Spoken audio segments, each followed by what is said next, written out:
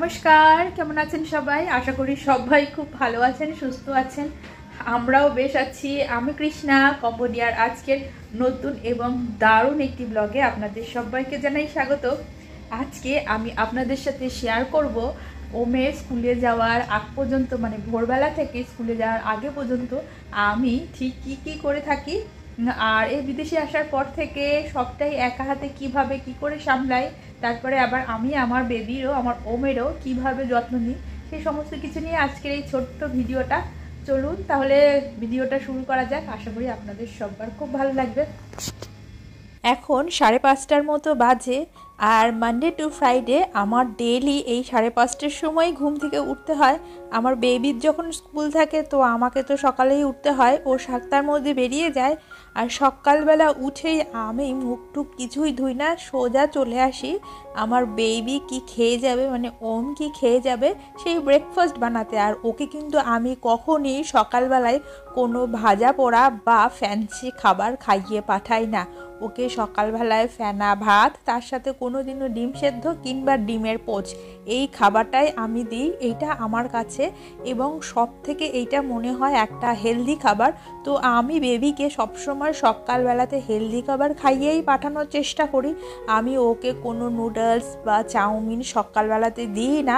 যদি ওকে কখনো এগুলো দিই সেটা হচ্ছে বিকেলবেলায়। তো ও যেহেতু সকালবেলায় ভাত খেয়ে যায়, আর ভাতের মধ্যে কার্বোহাইড্রেট থাকে, আর খেয়ে যায় ডিমের পোচ, আর ডিমের পোচের মধ্যেও থাকবে ভিটামিন, তাই ফল তো ওর খাওয়া হয় না।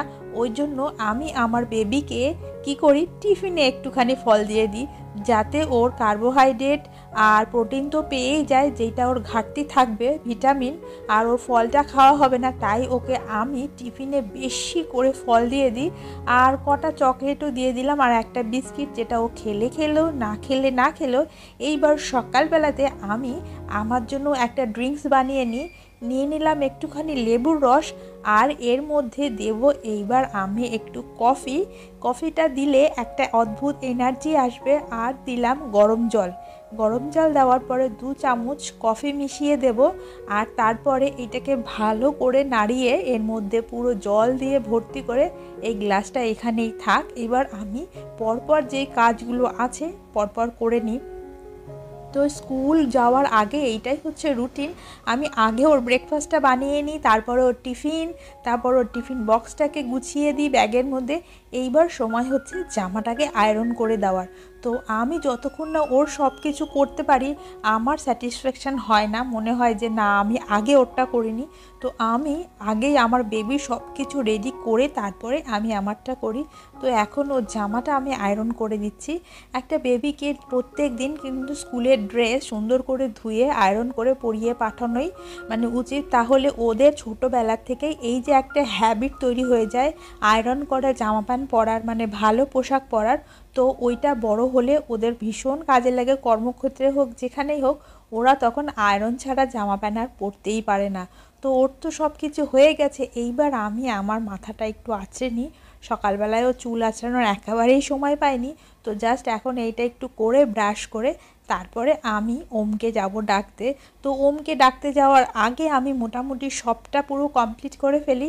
এইবার আমিও নিজে একটু ফ্রেশ হয়ে নিলাম, এইবার যাব ওমকে ডাকতে। তো তার আগে আমি এবার খাবো একটু জল, তবে ওমকে ডাকার পরে। তো চলুন এখন ওমকে ডাকি। আমি বেবিকে গিয়েই সঙ্গে সঙ্গে বলি না যে ওঠো স্কুল যেতে হবে। আমি কি করি, আমার বেডটাকে একটু গুছিয়ে নিই, আর তার সাথে সাথে আমি জানি যে ও আমার শব্দগুলো শুনতে পাচ্ছে, একটু স্টোরি বলতে থাকি, একটু আদর করতে থাকি। তো একটা বেবিকে সকালবেলায় স্কুলে পাঠানোর জন্য প্রথমেই যদি ওদেরকে ডেকে বলি চলো ওঠো ওঠো ওঠো স্কুল যেতে হবে, ওরা কিন্তু একেবারেই ভালোবাসবে না। তাই ওদেরকে একটু চেষ্টা করতে হয় একটু স্টোরি বলা আর একটু অন্যরকম কিছু করার, তো ওদের ভালো লাগে। আর সকালবেলায় একটু চেয়ার আপ করতে হয়, আমি যেমন ওকে বললাম একটু হাইফাই করে দাও, তো ও একটু চেয়ার আপ হলো। আর তারপরেই আমি সঙ্গে সঙ্গে ওকে ব্রাশ করাতে নিয়ে যাই না। ও যে এই যে উঠলো, এইবার ও একটুখানি সময় নিক ও একটু স্থিত হওয়ার, আর ততক্ষণে আমি আমার ড্রিঙ্কসটাকে খেয়ে নিই যেইটা আমি বানিয়ে রেখেছিলাম।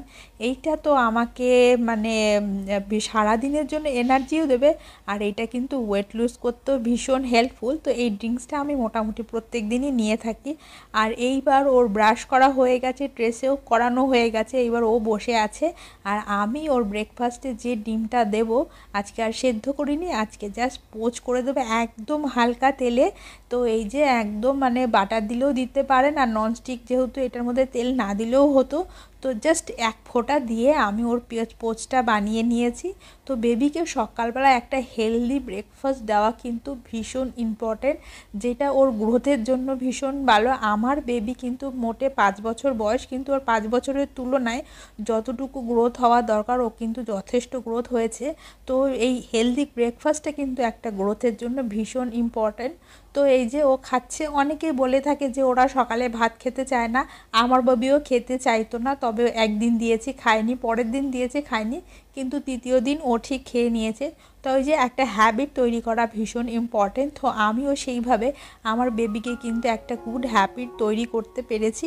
জাস্ট ওই সকালবেলা ধৈর্য ধরে প্রত্যেক দিন দিয়েছি, দেখছি তারপর ও দিতে দিতে ঠিক খাওয়া শিখে গেছে। আর ও এখন সকালবেলায় ভাত আর এই ডিম সেদ্ধ বা ডিমের পোচ খেয়ে স্কুলে যায়। আর এই ভাতের মধ্যে দিয়ে দিয়ে একটুখানি ঘি, যেটাতে একটা অদ্ভুত সুন্দর গন্ধও হয়, আর যেটা বাচ্চাদের স্কিনের জন্য ভীষণ ভালো। ঘি বাটার এগুলো বাচ্চাদেরকে যত বেশি দেওয়া যায় তত ওদের স্কিনটা ভীষণ ভালো হয়। আর আমি না ওকে যখন খাওয়াতে বসি চেষ্টা করি এইরকম সবুজ মানে যেন দেখতে পায় জানলার পাশে, তাহলে ওই গ্রিনটাও দেখবে সকালবেলা, যেটাও চোখের জন্য ভীষণ ভালো, আর তার সাথে সাথে ও বাইরের ভিউটাও দেখবে, খাবে। এইবার খাওয়া দাওয়া শেষ, আর অবশ্যই আমি স্কুলে যাওয়ার আগে ওকে না একটা ভালো ময়েশ্চারাইজার সারা গা হাত পায়ে আমি আমার বেবিকে মাখিয়ে দিই। কারণ স্কুলে যায় হয়তো অনেক সময় খেলাধুলা করে রোদে চলে যায়, তো আবার অনেকক্ষণ কোনো সময় হয়তো এসিও চলতে পারে, তো সেই জন্য স্কিনের যত্ন নেওয়াটা ভীষণ ইম্পর্ট্যান্ট। আমি একটা ভালো এখান থেকে একটা ভালো বেবি ময়েশ্চারাইজার ওর জন্য নিয়ে নিয়েছিলাম, যেটা আমি ওকে স্নান করানোর পরেও মাখাই, আবার যখন স্কুলে যাই তখনও সারা গা হাত পায়ে মুখে সুন্দর করে ওকে মাখিয়ে দিই। তো এই ছিল মোটামুটি আজকের আমাদের বিফোর গোয়িং টু স্কুল আমাদের রুটিন হচ্ছে এইটা। আর এরকমভাবেই আমি আমার বেবির সকালবেলাটা টেক কেয়ার করে থাকি। তো মোটামুটি এখন পুরো রেডি, জাস্ট ওর বাবা এখন ওকে স্কুলে নিচে দিয়ে আসবে। তো এই যে ওর একদম রেডি, আর এই যে ও যাচ্ছে এখন স্কুলে। আশা করি আজকের এই ছোট্ট ভিডিওটা আপনাদের সবার ভালো লাগবে আর একটু হলেও হেল্প করবে। আর ওই যে ওদের ম্যাডামও এসেছিলো নিতে। Bye bye.